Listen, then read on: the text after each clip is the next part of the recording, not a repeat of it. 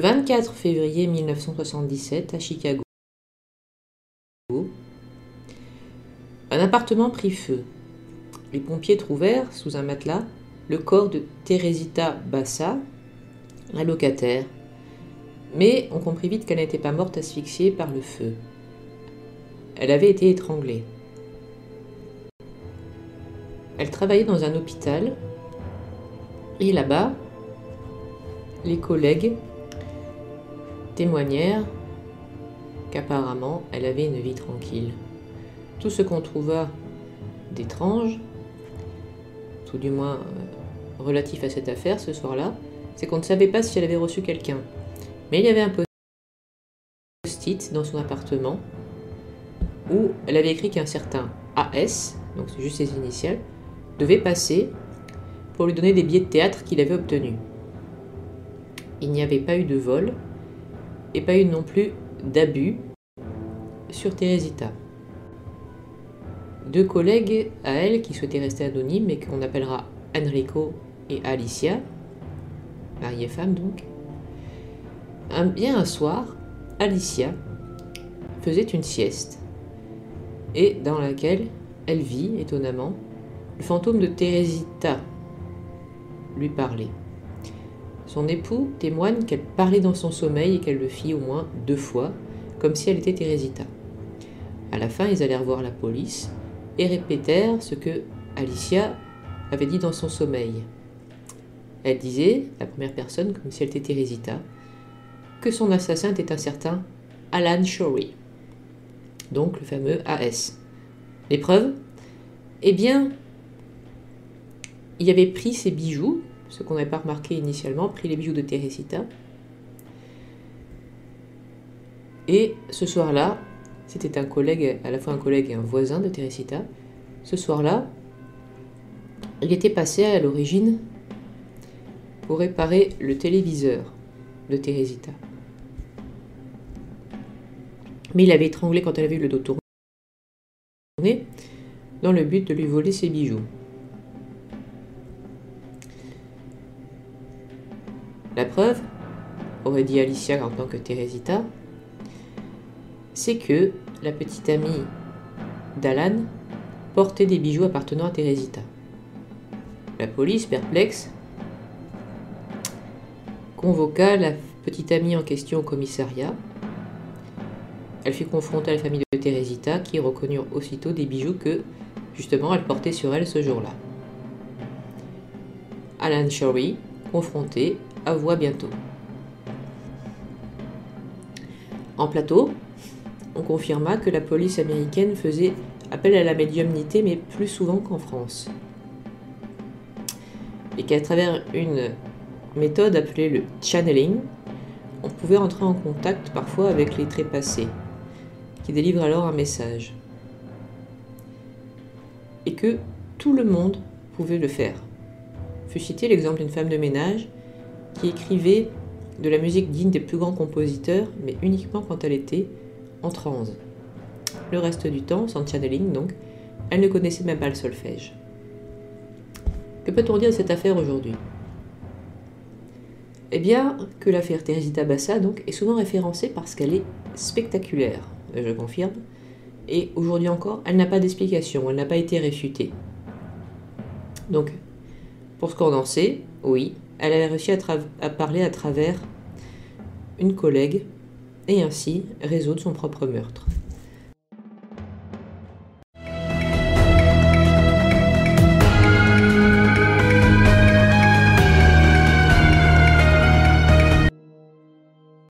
À Saint-Malo, un couple du nom de Claudette Combe et de Patrick Lemarié habitaient avec leurs 20 enfants adoptifs. Oui, à moi. L'un d'eux, Abel, était un métis né pendant la guerre du Vietnam. Mais en 1990, Abel mourut. Ce fut pour Claudette une grande souffrance qu'elle ne parvenait pas à surmonter. Elle écrivit à une amie qui lui parla de la communication avec l'au-delà. Claudette n'y croyait guère jusqu'à ce qu'un jour elle réalise que chez elle, ça sentait le mimosa sans raison. Or, elle s'en souvient, Abel adorait les mimosas. Tiens donc. Pensant que c'était un signe, Claudette bien qu'athée, commença à tenter de faire de l'écriture automatique. Elle sentit comme un souffle et sa main partit toute seule. Elle remarqua que la lettre qu'elle avait écrite n'était pas de son écriture, mais de celle d'Abel. Elle conserva tous les messages et en parla à une voyante du nom de Monique Simonet, qui elle tenta le contact par magnétophone. Elle expliquait que elle y parvenait en entrant en prière, en faisant par exemple couler de l'eau au robinet pour avoir un fond sonore. Ensuite, tout son apprentissage, Claudette Combes constata que quand on réécoute ce fond sonore sur une cassette, on entendait des réponses, des voix appartenant aux morts. De ces enregistrements changèrent littéralement sa vie. Ce que je peux en dire aujourd'hui, c'est que Claudette a écrit de nombreux ouvrages, de fiction ou pas d'ailleurs, et qu'elle vit aujourd'hui à Uzès, car son compagnon Patrick est mort en 2004. Mais je n'en sais pas davantage, à commencer par le fait si vraiment c'était son fils adoptif qui lui avait dicté ces lettres.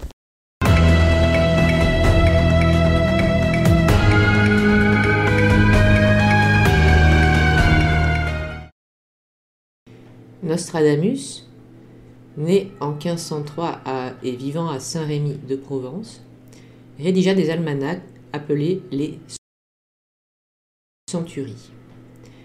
À l'origine, il était astrologue de Catherine de Médicis et en 1555 vit que ses 4 fils portèrent tous la couronne sans qu'aucun ne le reste roi très longtemps. Et c'était vrai.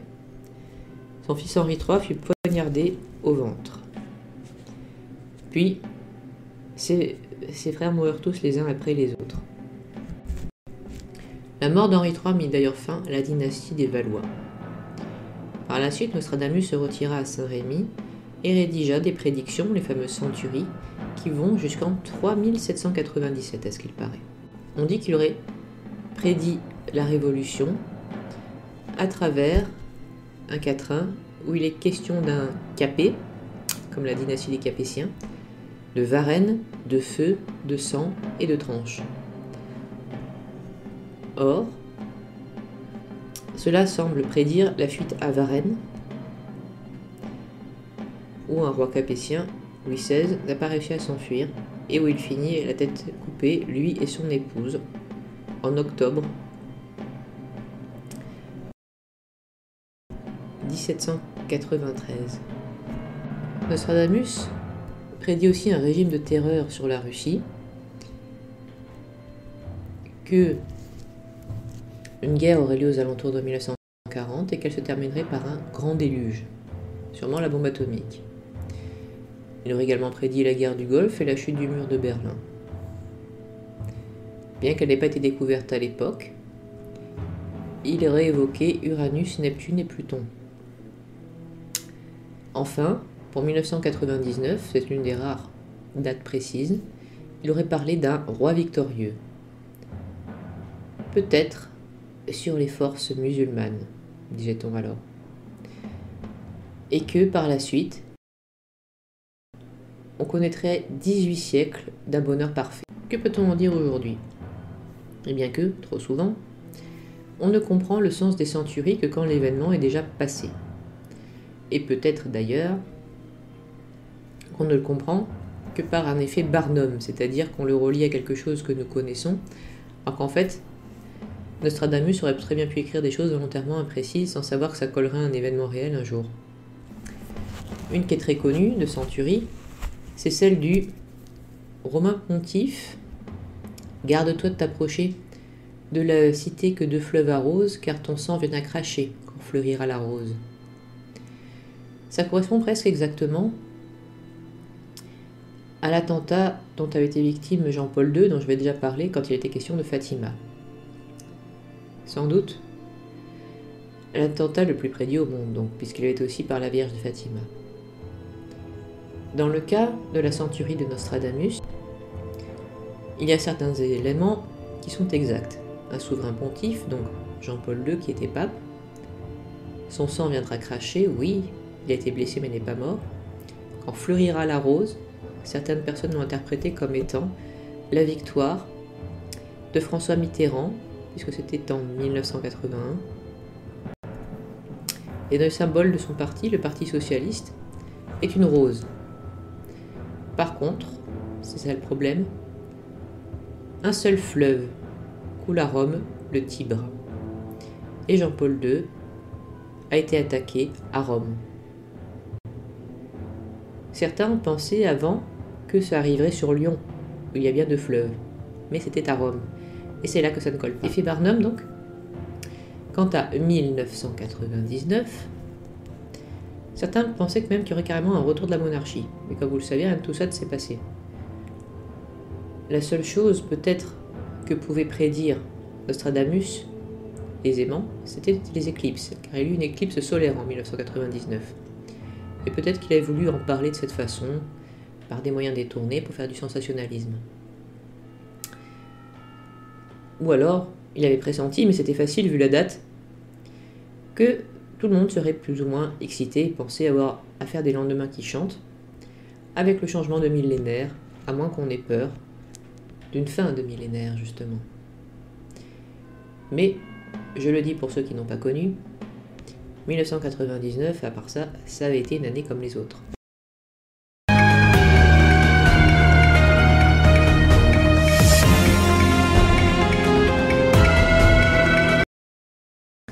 L'abbaye de Mortemer en Normandie. On prétend qu'il y a des monstres qui vivent tout autour. Un jeune garçon de 10 ans, Lucien Janet, affirma en 1945 avoir aperçu des bêtes ressemblant à des plésiosaures. Oui, comme le monstre du Loch Ness, possible. À l'origine, l'abbaye fut bâtie pour Mathilde, la petite fille de Guillaume de Conquérant. Mais elle mourut là-bas. Et depuis, affirment certains, elle réapparaît sous la forme d'une dame blanche là-bas. En 1986, un témoin, Gérard Lartigue, qui était employé dans l'abbaye, affirma avoir entendu des bruits de pas. Il pensa que c'était l'autre employée du site, Isabelle, mais celle-ci affirma qu'elle n'avait pas bougé. Alors, avait-il entendu Mathilde? À Mortemer coule aussi la fontaine Sainte-Catherine, du nom de la sainte qui aide à se trouver un mari. On prétend que la femme qui jette dans cette fontaine une pièce ou une épingle à cheveux trouve un mari dans l'année. Superstition idiote, pensez-vous probablement. Toutefois, en tout cas à l'époque du reportage, donc même au XXe siècle, le livre d'or débordait de témoignages de jeunes femmes écrivant que, effectivement, moins d'1 an après avoir jeté la pièce ou l'épingle dans la fontaine, elles aient pu revenir à Mortemer avec leur époux trouvé entre-temps. Alors qu'en dire?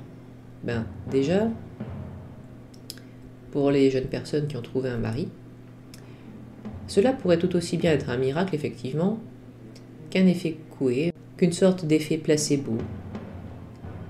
Parce qu'elles pensaient que ça allait marcher, cela les a rendues plus ouvertes aux rencontres. Pour ce qui est de l'abbaye de Mortemer en elle-même, elle est actuellement fermée. Je ne sais pas si ça va continuer longtemps.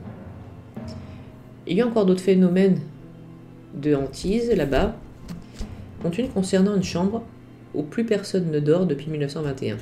C'est étrange d'ailleurs que ce n'ait pas été évoqué dans ce reportage. Quelques années donc avant 1921, un Parisien aurait loué l'abbaye et emménagé avec sa femme, son fils et ses 2 filles. Il y avait également son frère qui est passé là avec sa fiancée, et la dite fiancée se souviendra toute sa vie de cette terrible nuit dans la chambre dite rose. Au petit matin, on la retrouvait tétanisée, terrée dans un angle, les pincettes de la cheminée à la main. Elle aurait parlé de bruit, de tableaux qui bougeaient, bref, plus personne ne dort dans la chambre rose depuis.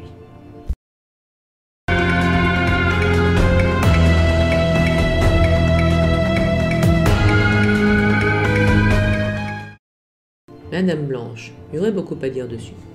J'ai jamais fait de sujet entier, et voici ce qu'en disait Mystère. Qu'il s'agissait de femmes vêtues de blanc hantant les routes. En fait, elles ne font pas que les routes, mais c'est ce que disait Mystère, tout du moins, s'étant arrêté que sur le côté autostoppeuse. En 1981, Richard Bessier, qui tenait des dossiers de témoignages, raconta ce qui s'était passé en 1981, donc un vendredi soir à 23 h. 4 étudiants en voiture faisaient la route de Palavas à Montpellier. Soudain, ils aperçurent une autostoppeuse au teint blafard. Ils la firent monter, mais cette femme, bizarre, ne parlait presque pas. Et soudainement, elle hurla « Attention !» La voiture freina brusquement, évita un danger, mais au moment où les jeunes gens se retournaient vers la passagère, elle avait disparu. Ils la cherchèrent partout, mais elle s'était comme évaporée. Plus tard, on apprit qu'une femme était morte en voiture, à ce même virage où elle leur avait dit de freiner. Selon un autre témoin, le camionneur François de Marco, il aurait vu de loin une autostoppeuse à la peau grise. Il parla aussi d'un collègue qui, lui, à moto, vit une femme qui, elle, devint intangible une fois approchée. Un autre témoin du nom de René Millot se soulageait un soir vers 23 h près de Marseille sur la route. Et de loin, elle vit une silhouette blanche qui ne répondit pas aux questions qu'on lui posait. Mais elle monta quand même dans le véhicule de René Millot quand il s'offrit à la reconduire, et là, rebelote. La femme hurla attention à un virage dangereux, puis disparut quand on se retourna vers elle. En plateau, Richard Bessier disait que la pique de présence des dames blanches était toujours vers minuit, 1 h. Que quand on était en présence de l'une d'elles, il faisait soudainement plus froid. Mais que c'était un peu les anges gardiens de la route, qu'elles ne nous voulaient pas de mal, mais qu'elles étaient là pour nous protéger. Qu'en dire de plus aujourd'hui? On n'en sait pas davantage sinon que la dame blanche moderne, car il y en a des anciennes, c'est un tout autre sujet, vous verrez, mais que la dame blanche dite moderne est souvent autostoppeuse et prévient souvent les automobilistes, selon ce qu'on en raconte. Une très connue, c'est Resurrection Mary aux États-Unis. Elle monte dans des voitures près du cimetière de Resurrection, mais quand on passe devant le dit cimetière, elle disparaît toujours, car en fait elle est enterrée là. Dans la grande encyclopédie des faits, Pierre Dubois disait que, très classiquement, une rencontre avec une dame blanche autostoppeuse se passait souvent de la sorte. Quelqu'un fait monter une dame blanche dans sa voiture, qui est blafarde et qui a l'air d'avoir froid. Certaines personnes leur proposent de mettre leur manteau. Ils vont à l'adresse indiquée par la jeune femme comme étant sa maison, mais constatent qu'elle a disparu, sans qu'on comprenne comment, avant d'être arrivée. Ce qui pousse la curiosité à aller sonner à la porte. Le lendemain matin, entendent les parents de la jeune personne dire « Ah, encore? Comment ça encore? Eh bien, c'est notre fille, mais elle est décédée. » Et ceux qui pensent avoir affaire à des fous se voient montrer une photo voyant que oui, c'est bien la même personne qu'ils ont vue la veille. Mais alors, elle est vraiment morte? Eh oui, d'un accident de la route. Sans trop y croire, ces conducteurs, s'ils allaient jusqu'au cimetière constater de leurs propres yeux la tombe, et s'ils avaient prêté un vêtement, comme un manteau, le retrouvaient posé sur la tombe. Pierre Dubois les classe parmi les fées, ce qui est bien possible même si elles sont aussi des fantômes. La condition pour devenir une dame blanche, il y en aurait 2. Mourir vierge et mourir d'une mort violente. Vous savez ce qui risque d'arriver maintenant.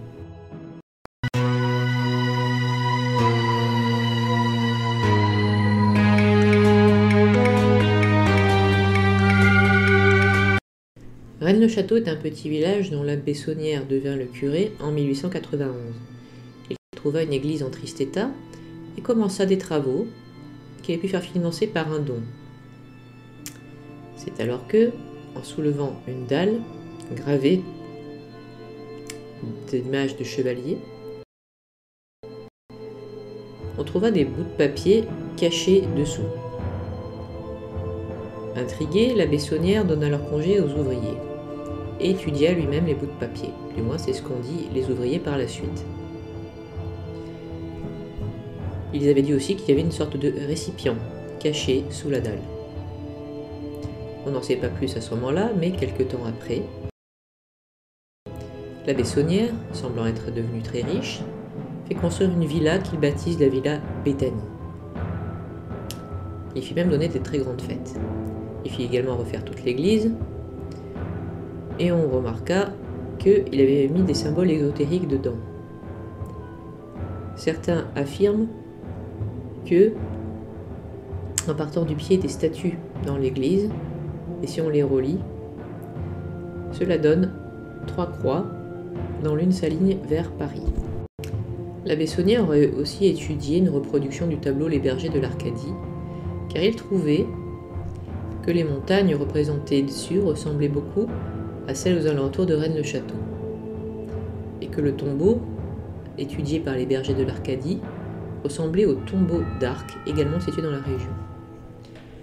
On a prétendu qu'il faisait des fouilles la nuit et qu'il aurait trouvé le trésor des rois mérovingiens, à moins que ça ne soit celui des Templiers ou encore de la reine Blanche de Castille.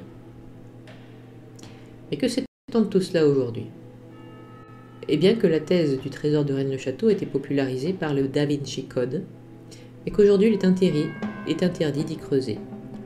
Trop d'aventuriers s'y sont tentés. Je me souviens que c'était l'une des histoires connues de ma tante, qui s'était intéressée, avait lu des livres, et m'a même parlé de l'étrange bénitier de l'église, soutenu par une statue de diable. Je dois reconnaître que les symboles utilisés par l'abbé Saunière sont vraiment bizarres.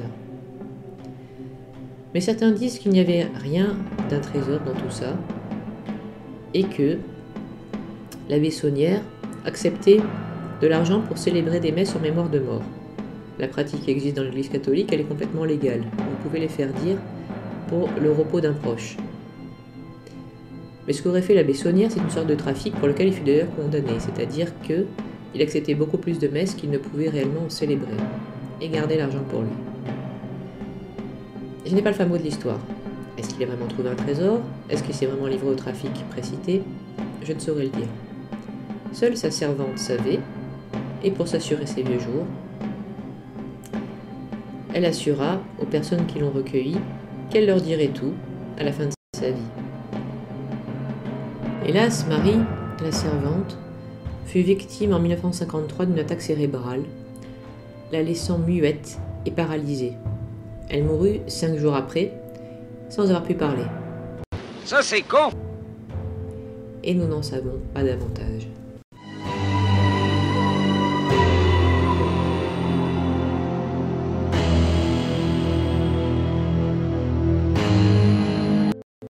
Encore une histoire d'écriture automatique. J'en ai beaucoup vu dans Mystère, mais je ne connais personne qui pratique, je ne sais pas si ça se fait encore aujourd'hui. Anne-Marie Lyonnais perdit sa fille Isabelle d'une leucémie alors qu'elle n'avait que 16 ans, et c'était sa fille unique. Anne-Marie Lyonnais lut le livre Quand souffle l'esprit divin par une médium du nom d'Hélène Bouvier. Hélène Bouvier, quand elle donnait des consultations, ne gardait rien et reversait tout l'argent qu'elle gagnait aux orphelins d'Auteuil. Quand Anne-Marie Lyonnais la rencontra, Hélène Bouvier lui dit d'être attentive aux signes, si sa fille voulait communiquer avec elle. Or, chez elle, Anne-Marie Lyonnais remarqua qu'un cadre était tombé et que la poussière sur le tabouret de piano d'Isabelle avait disparu. Elle décida d'entrer en communication avec sa fille et, au calme, elle prit une feuille, un crayon et laissa sa main libre, laissant son subconscient, si j'ose dire, écrire. Pendant 2 ans, Anne-Marie écrivit de nombreux messages dictés selon elle par Isabelle.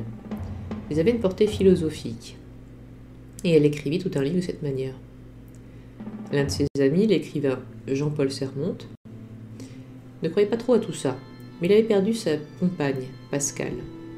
Il décida de faire la même chose. Il se dit, si Pascal peut communiquer avec moi, est-ce qu'elle peut pas me faire un signe? Or, Jean-Paul collectionnait les boîtes à musique, et l'une d'elles se mit en route toute seule.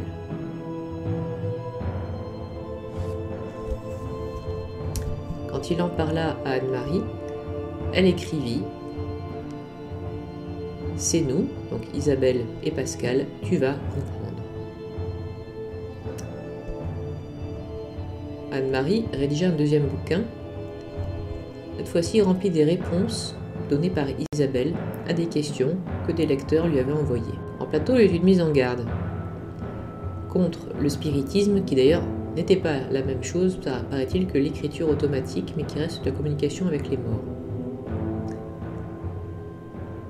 Jean-Paul continuait de recevoir des nouvelles de l'au-delà, d'après lui, mais il ne ressentait pas le besoin pour autant d'écrire des bouquins. Qu'en sait-on aujourd'hui? Eh bien, que Anne-Marie Lyonnais a effectivement écrit les livres dont il était question, et j'en sais pas davantage. À commencer par le fait, bien sûr, s'ils étaient bien dictés par sa fille.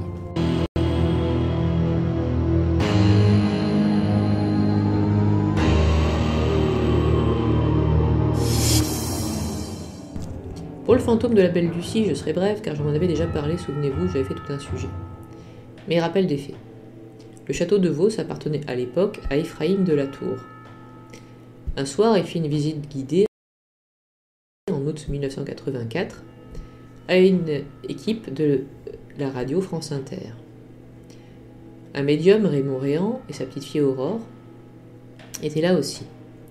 À un moment, pendant la nuit, ils entendirent un formidable grincement que l'ingénieur du son entendit et alla chercher le reste de la petite troupe, et il les vit face à lui, qui le dévisageait, et comprit qu'il avait dû en fait traverser l'entité, puisqu'il y avait une entité.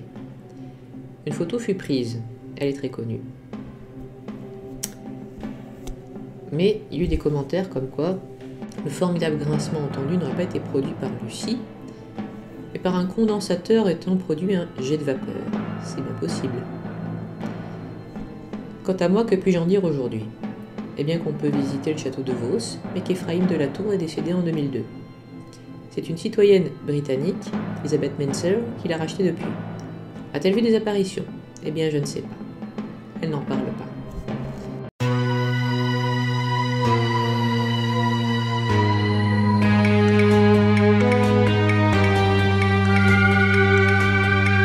La combustion spontanée serait, selon certains, un feu démoniaque ou une punition pour les ivrognes qui se mettent à brûler sur place. La combustion met le feu au corps, mais pas aux murs qui les entourent, ce qui est très étrange. C'est du moins ce que en disait un médecin, l'expert en incendie. En 1979, Madame Ginette Kachmirzak revenait de chez son fils qui habitait Nancy. Elle habitait Uruf. Elle n'était pas remise de la mort de son mari. Ginette alla dans son appartement, puis se mit au lit. C'est alors que une voisine, Madame Salaire, fut réveillée par des fumées, envahissant tout le couloir. Elle appela Marc Hugues, un pompier volontaire, qui cassa une vitre pour pouvoir entrer chez Madame Kachmirzak. Il la vit tomber sur le dos, les jambes et un bras brûlé. Elle était morte, mais il n'y avait pas trace d'un incendie général. Seuls, ses canaris étaient morts eux aussi, asphyxiés par la fumée. Les murs étaient également noircis par la fumée, mais la robe de Ginette était bizarrement encore en bon état. En cherchant une explication rationnelle, on chercha dans sa poubelle. Ginette avait une peur bleue des insectes et il y avait dans sa poubelle des bombes insecticides. Comme on le sait, ça peut être inflammable.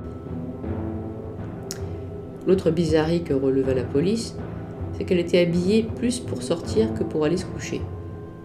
Mais on n'en comprit pas davantage. On parla d'effet bougie, c'est-à-dire qu'un corps peut brûler lentement sans pour autant mettre le feu à ce qui l'entoure, et que cela peut être aussi une forme de suicide psychique. Une personne se met le feu toute seule, en gros, mentalement, car elle n'en peut plus. En plateau, on expliquait que parfois des banilons ne brûlent pas, alors qu'ils sont soumis à une température de 1200 degrés, ce qui aurait pu expliquer l'état de la robe de Ginette. On dit aussi que les personnes souvent victimes des combustions spontanées sont les personnes âgées qui vivent seules ou les marginaux, autrement dit des personnes que nul ne viendra secourir. Qu'en est-il aujourd'hui? Eh bien aujourd'hui, le mystère du RUF reste entier, et celui de la combustion spontanée non plus. On n'a pas davantage d'explications que celles qu'on avançait à l'époque. Parfois il y a une explication possible quand la personne qui brûle était une fumeuse. C'est ainsi qu'il ou elle peut s'enflammer, mais de manière lente à cause de l'effet bougie. Toutefois, tous les concernés ne sont pas des fumeurs, ce qui fait qu'il n'y a pas de solution universelle.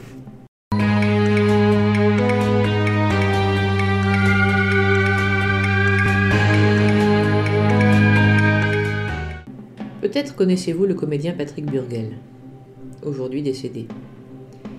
C'était lui qui tenait le rôle du duc de Pouille, le père de Frédégonde, dans le premier Visiteur. Celui-là même dont le décès lance toute l'histoire. Eh bien, Patrick Burgel, donc, habitait une maison qu'il pensait hantée. Il ne croyait pourtant guère à tout cela. Quand, en 1987, sa femme Josiane, en traversant Montbazon, aperçut une maison de garde. Elle avait une empreinte tragique. Mais ni l'un ni l'autre ne l'avait senti quand Josiane fit venir Patrick en lui disant qu'elle avait apprécié cette maison. Patrick Burgel, sans même entrer dedans, rien qu'en la voyant, se sentit attiré et l'acheta aussitôt. Les phénomènes curieux se produisirent. Josiane entendait des voix, avait l'impression qu'on l'appelait, voire qu'on prenait possession de son corps. La mère de Patrick, elle, en se réveillant un beau matin, aperçut une fillette barbouillée de confiture au pied de son lit. Et Josiane aperçut une silhouette de femme. Par peur du ridicule, personne ne se parla de tout ça, jusqu'au soir où Patrick, la nuit, redescendit au salon chercher un roman policier qu'il y avait déposé. Et c'est alors qu'il aperçut dans le canapé un homme inconnu qui le regardait avec un air de détresse. La famille finit par échanger ces diverses expériences et comprit qu'ils n'étaient pas fous. Chacun d'eux voyait des choses bizarres. Donc, Patrick, elle a demandé à une vieille voisine ce qu'elle savait de sa maison. Celle-ci répondit qu'en 1942, elle faisait partie d'un réseau d'évasion des Juifs vers la zone libre, était un lieu de transit. Hélas, quand la zone libre est disparue, en 1942 donc, la commandanture la réquisitionna. Une famille juive, hélas, n'était pas du tout au courant que la maison de transit était devenue celle de la commandanture. Et alors qu'ils arrivèrent dans le but de se sauver vers la zone libre et qu'ils frappèrent à la porte, ce fut les nazis qui leur ouvrirent. On ne les revit jamais. Vraisemblablement, ils avaient été tués, un couple et leur fille. Une nuit, en rêve, après avoir entendu toutes ces confidences, Patrick se vit interrogé et jeté à la cave, violemment, comme s'il avait été l'homme qu'il avait vu. Au réveil, Patrick alla fouiller les caves, pleines d'un bric-à-brac, qui était vraisemblablement là depuis la Seconde Guerre mondiale. Dans une mallette, il trouva un chandelier juif, une menorah et un livre de prière avec une adresse à Paris, au nom de Shlomo Rosensky. Il contacta Shlomo Rosensky, encore en vie à l'époque, un rabbin qui, une fois que la menorah lui fut présentée, la reconnut. Elle était vieille de plusieurs siècles et toujours transmise de fils aîné en fils aîné dans sa famille. Le jour de sa bar mitzvah, il en avait fait don à son neveu Simon. Mais Simon, sa femme et sa fille, avaient disparu depuis 1942. En entendant les confidences, Shlomo comprit que selon toute vraisemblance, son neveu, sa femme et sa fille avaient été assassinés. Comme Patrick Burgel était lui-même d'origine juive, le rabbin lui demanda de garder avec lui la menorah et de penser à allumer les bougies à chaque fête juive. Se sentant investi d'une mission, Patrick obéit. Et un beau jour, après avoir fait tout cela, il aperçut de nouveau le couple, donc Simon, sa femme et sa fille, dans son jardin. Ils s'éloignèrent petit à petit et qu'on n'a plus jamais revu. Comme si, restés ici-bas à cause de leur mort violente. ils avaient trouvé la paix et rejoint l'au-delà. En plateau, l'auteur Michel de Grèce témoigna et dit que si Patrick Burgel avait vu tout cela, c'était sans doute parce qu'il était le premier juif à avoir habité la maison depuis Simon.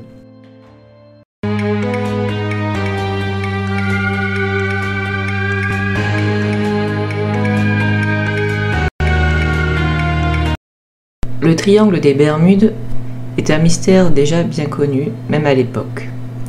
Souvenez-vous, le 5 décembre 1945, un appareil a disparu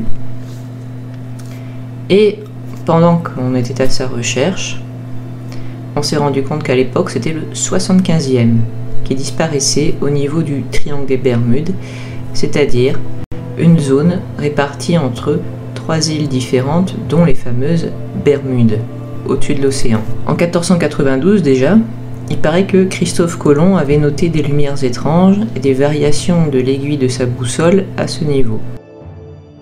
Quand un pilote du nom de John Mayer entreprit de retrouver le vol 19, celui qui avait disparu le 5 décembre 1945, quand il passa dans cette zone, il constata que ses instruments ne fonctionnaient plus. Par la suite, on se demanda si le fait que les instruments ne fonctionnent plus conduisait à des crashs d'avions. En 1986, la navette spatiale Challenger explosa au décollage. Il y eut une manœuvre pour récupérer les morceaux et, espérait-on, les corps des astronautes. Ce faisant, on repéra une épave au niveau du triangle des Bermudes, celle du vol 19. Donc il s'agissait bien d'un accident et le vol ne s'était pas retrouvé dans un univers parallèle, car c'est une théorie qui est parfois donnée. On remonta le moteur de l'épave, mais celui-ci retomba sans pouvoir être récupéré. Maintenant question, pourquoi y a-t-il plus d'accidents dans le triangle des Bermudes qu'ailleurs? Eh bien, en plateau, on parla de la théorie de l'électromagnétisme due à une faille tellurique dans ce triangle.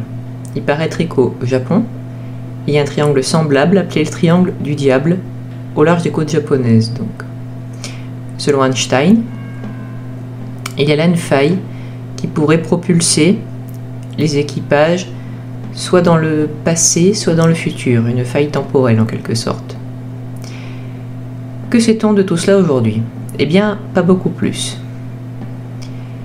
Mais selon Wikipédia, la réputation du triangle des Bermudes se fonde sur des informations erronées, embellies ou mal interprétées, et non pas sur des preuves évidentes. Le triangle ne présenterait, statistiquement parlant, aucune anomalie.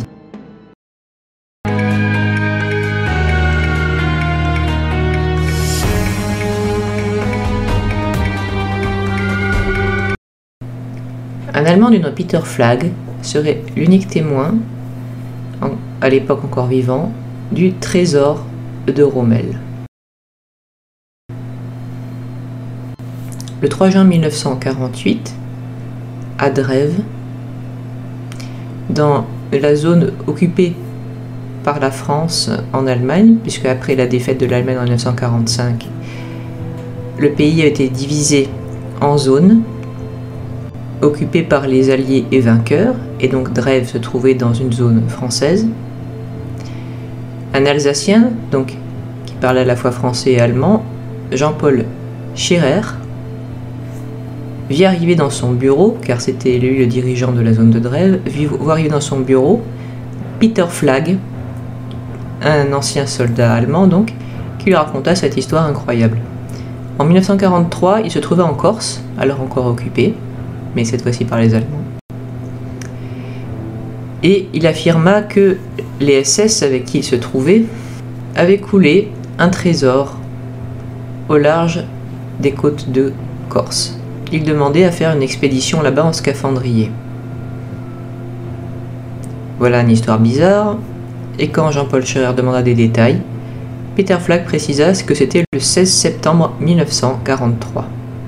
Son unité se trouvait au monastère de Bastia, et le trésor était en fait le fruit de pillages faits en Libye, et plus largement dans toute l'Afrique du Nord.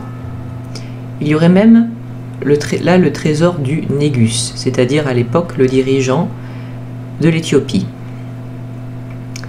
Les moines affirmeront plus tard avoir aperçu de l'or et des pierres précieuses dans des malles gardées par ces soldats allemands. Le 16 septembre 1943 au matin, ils commanderont aux habitants de Bastia de rester chez eux sous le prétexte d'une attaque alliée.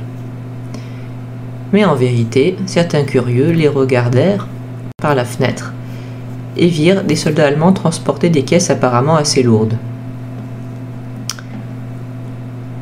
Au large de Bastia, donc, une fois en mer, il y eut une effective attaque alliée qui coula tout le chargement. Peter en réchappa, et à présent, il désirait chercher à nouveau ce trésor. On lui prêta le matériel, mais Peter semblait curieusement inexpérimenté pour un scaphandrier. Il ne trouva rien. Il remonta en surface et raconta sa mésaventure partout, y compris à une jeune femme du nom de Louisette, une Française donc. Étant tombé amoureux d'elle, Peter Flegg lui faisait confiance et lui parlait tôt, car Louisette donc comprenait l'allemand. Et Peter revient chercher le trésor, cette fois-ci sans équipe ministérielle comme il avait eu auparavant. Un jour, il remonta et annonça avoir trouvé le trésor à Louisette. Cette dernière disparut un beau matin et, 1 heure après, la police vint chercher Peter. L'avait-elle dénoncé? C'est une possibilité. Peter fut incarcéré, puis il disparut, caché par des bandits de Bastia. En 1963, un agent des services secrets, Daniel Kidor, reprit l'affaire. Et en 1968, il lui sembla voir, non loin d'une épave, d'un bombardier, des caisses. Or, selon Peter Flegg, qui ne se souvenait pas exactement de l'emplacement du trésor, il se trouvait à proximité justement de l'épave d'un bombardier. Daniel Kidor pensa toucher au but après avoir trouvé la fameuse épave. Mais en 1990, donc à la fin de ses recherches, il n'avait toujours pas trouvé de caisse. En plateau, on affirma, attention c'est un complot, que le trésor était trouvé secrètement et appartiendrait depuis à l'État français. Qu'en dire de plus aujourd'hui? Eh bien en 2015 est sorti un film sur le sujet, Le Trésor de Rommel, par Véronique Lorme. Elle non plus, elle ne l'a pas retrouvé. Et en 2016, elle conclut à toute cette histoire comme étant un canular. À vous de voir ce que vous en pensez.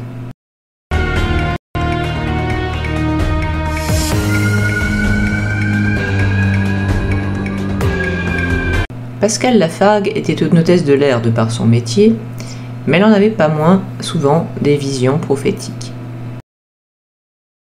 Un jour, elle décida d'essayer de voir la vie antérieure de ses amies.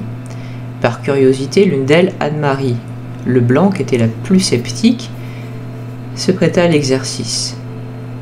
Pascal Lafargue vit alors une rue pavée dans Paris, une boutique où se trouvait une jeune femme qui s'appelait Marie, et elle vit passer un homme, un rédacteur d'un journal, apparemment c'était au XIXe siècle, qui passa devant elle.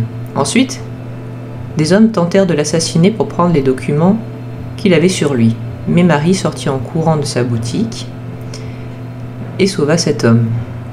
Plus tard, pendant la Révolution de 1848, Marie participa à la révolution de l'époque et elle cacha même des proscrits. Pascal termina sa vision sur un livre à la couverture rouge.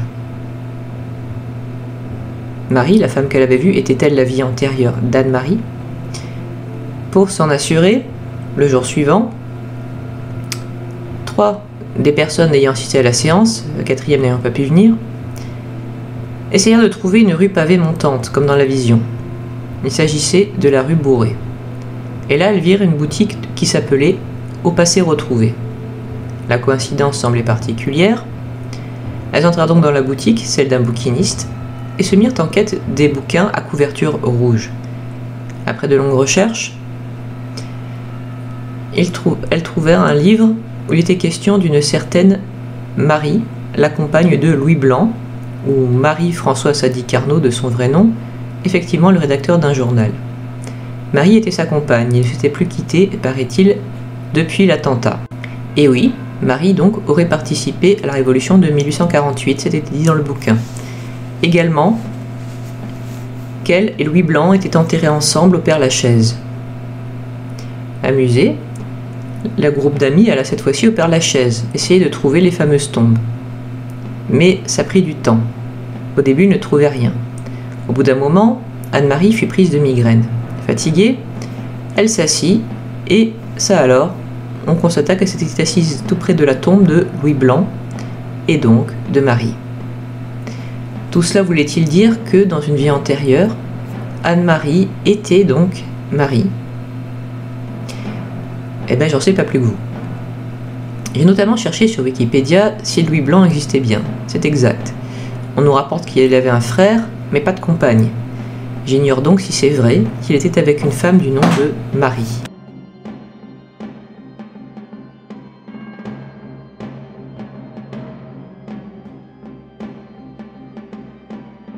Stéphane Michalak était un habitant du Manitoba. Il adorait étudier les pierres et autres roches et partait souvent en expédition pour en trouver. Le 20 mai 1967, il aperçut dans les cieux de longs objets volants. L'un d'eux descendit et se posa près de Stéphane Michalak. Ce dernier s'approcha et vit une porte s'ouvrir sur l'engin. Il tenta d'interpeller d'éventuels habitants à l'intérieur, en anglais, puis russe, polonais et allemand, toutes les langues qu'il connaissait, mais personne ne répondit. Soudain, une lumière intense se fit voir depuis l'intérieur, la porte se ferma brusquement, et l'objet partit en rotation, ce qui rendit l'air alentour brûlant. Il y eut même un départ de feu. Le pauvre Stéphane Michalak vit sa chemise prendre feu et vomit de l'expérience. Il vit que sa boussole tournait dans tous les sens. Définitivement, il mit donc 9 heures à rentrer chez lui. Il avait sur le corps des taches ressemblant aux grilles de l'appareil, et il sentait le soufre. Il aurait encore eu ces taches à l'époque du reportage. Qu'en dire de plus aujourd'hui? Stéphane Michalak est décédé en octobre 1999.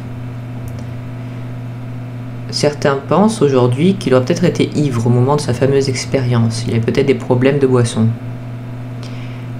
Le sol du lieu où il avait dit avoir vu se poser l'objet était radioactif par contre. Mais pas lui. Pas Stéphane Michalak. Des médecins, par contre, auraient attesté qu'il avait les fameuses brûlures, et son entourage pensait qu'il n'aurait eu aucun intérêt à inventer cette histoire dont il n'a pas tiré profit. Elle n'a donc pas été prouvée comme vraie ou fausse depuis.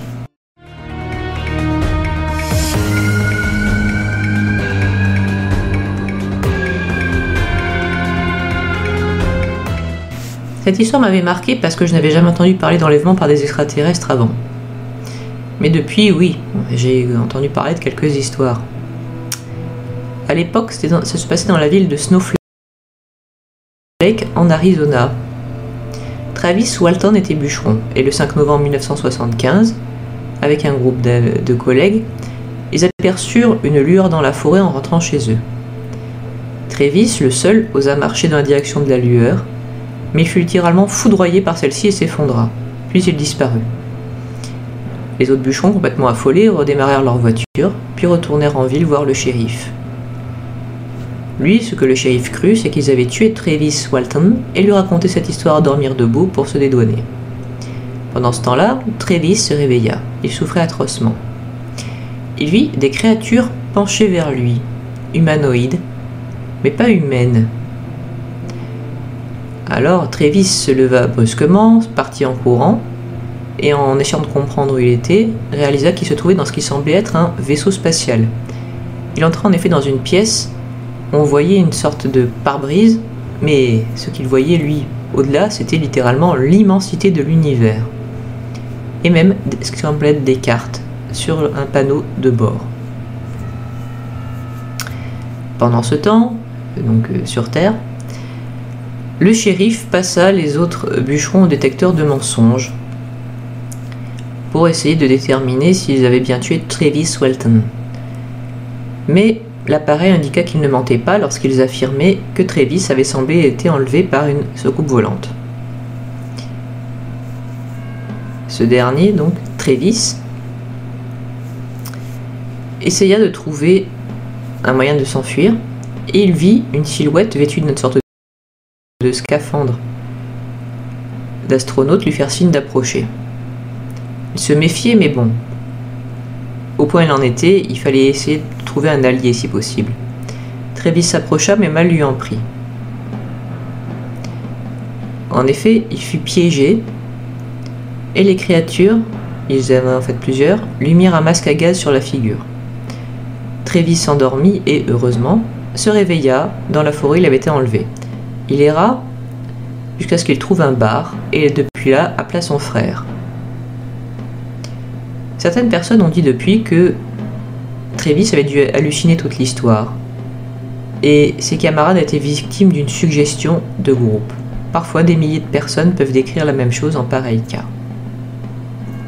Travis Walton, en tout cas, aurait été un des premiers à oser parler d'un éventuel enlèvement par des extraterrestres.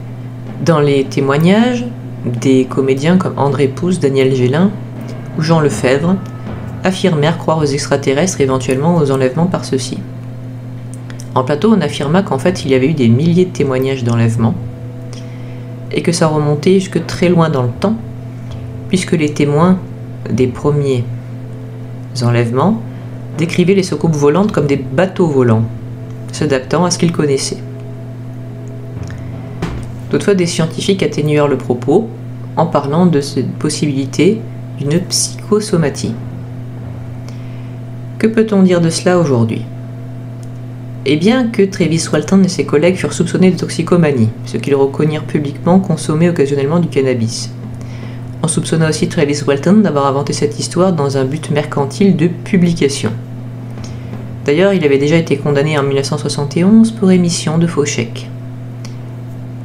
L'auteur Philip Klass assure que l'enlèvement de Travis Walton n'est qu'une astucieuse mise en scène imaginée par Michael Rogers, l'employeur de Travis Walton. Celui-ci était dans l'impossibilité d'honorer le contrat pour lequel il s'était engagé. La date butoir approchait, il lui restait encore plusieurs hectares à éclaircir. Aux États-Unis, un contrat peut être dénoncé si le travail s'effectue dans des conditions de sécurité inacceptables. Donc le prétendu enlèvement aurait fourni à Michael Rogers un motif légal pour rompre ses contrats. Selon l'un des psychiatres qui examina Travis Walton, le Dr Rosenbaum n'aurait pas été enlevé, mais reconnu une expérience liée à un état psychotique particulier. Sur les lieux de l'incident, aucune trace n'aurait jamais été découverte. Et la famille Walton aurait monnayé leur histoire au National Enquirer. Cela la rend tellement véridique, j'avoue, ne pas savoir si elle est vraie ou fausse.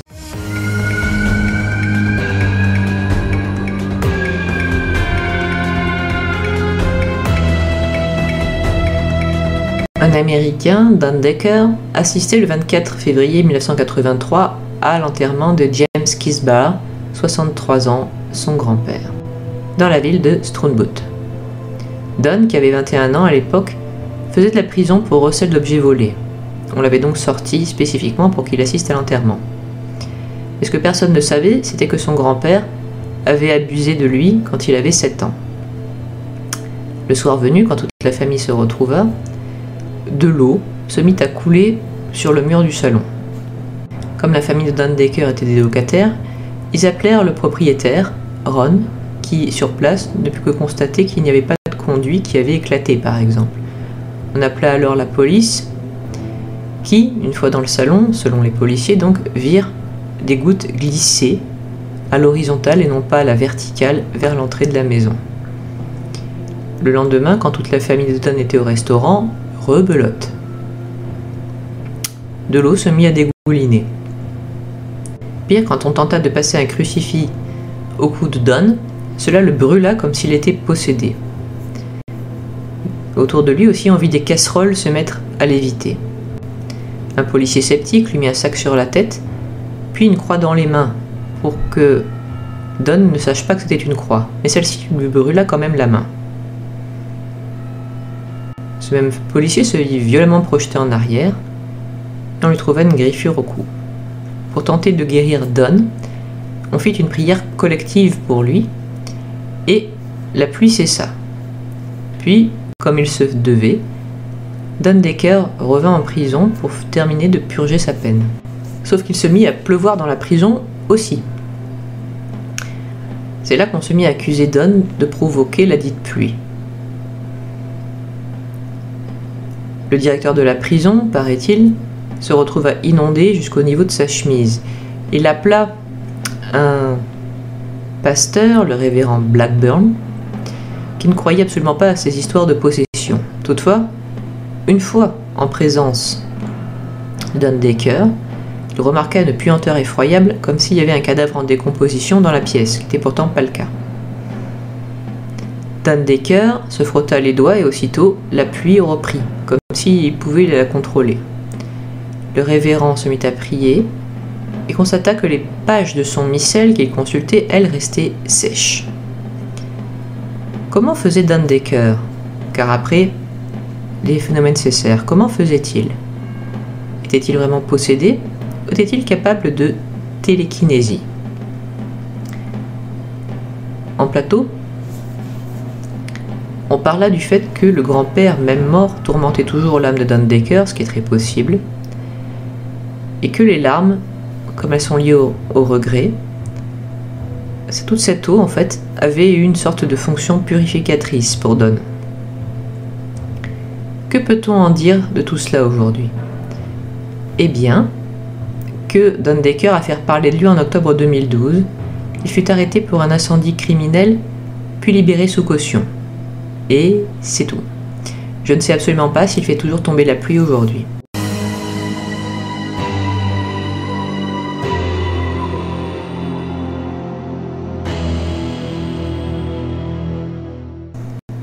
Dans la région du Velay-Mézenc,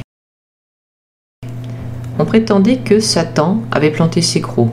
Ceux-ci avaient l'aspect de deux rochers plantés dans la montagne. Il arrivait qu'à proximité, les vaches meurent brusquement comme si on les avait électrocutées, littéralement. Ou parfois que les téléphones sonnent sans que personne ne passe d'appel dans la ville. On prétend qu'en 1640, un aérolite, c'est-à-dire une sorte de météore, avait anéanti ce village, reconstruit depuis. Mais à l'époque actuelle, selon un témoignage, celui du facteur, il aurait vu passer à une nuit une grande boule de feu, donc c'était peut-être pas le seul aérolite à être passé. La zone était en tout cas volcanique, et on parlait de la possibilité d'un courant tellurique sous les dents du diable. Les accidents étaient nombreux. Il arriva qu'un avion de tourisme heurte brutalement la montagne en dépit de son pilote expérimenté, ce qui en ferait donc une sorte de triangle des Bermudes, là-bas aussi. Et, selon la légende, des druides auraient enfoui dans le coin des tablettes en or contenant leurs secrets. Et en fait, tous les incidents avaient pour but de les protéger. En plateau, on rappela que l'énergie tellurique est un courant qui circulerait sous terre, mais que parfois il se forme un nœud, et que ce nœud tellurique peut changer, par exemple, le sommeil d'une personne qui dormirait à cet endroit. Il est beaucoup plus agité. Les chats ont tendance à venir sur ces nœuds, dont ils sentent la présence, et dessus, les plantes mourraient. Il se peut aussi que la lave, rappelons que c'était une région volcanique, fige un champ magnétique, et par conséquent, ceux qui vivent dessus peuvent se sentir fatigués. Les tests de radioactivité faits sur les dents du diable sont revenus négatifs néanmoins. Selon une théorie, du complot va-t-on dire, le gouvernement garderait secret un gisement qui serait sur les lieux, soit d'argent pur, soit d'uranium ou même de radium, qui expliquerait encore une fois certaines électrocutions ou certains courants difficiles à expliquer. Je ne peux rien dire de plus sur tout cela aujourd'hui, pour la simple raison que la région des Dents du Diable ne semble intéresser personne, du moins sur Internet. Je n'ai pas de nouveau là-dessus aujourd'hui.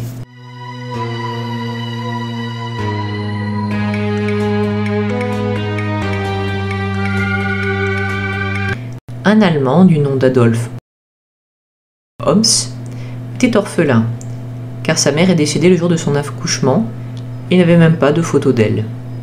Cela lui avait manqué toute sa vie. Un jour, en écoutant la radio, Adolf entend une émission où il est question de dialoguer par transcommunication instrumentale.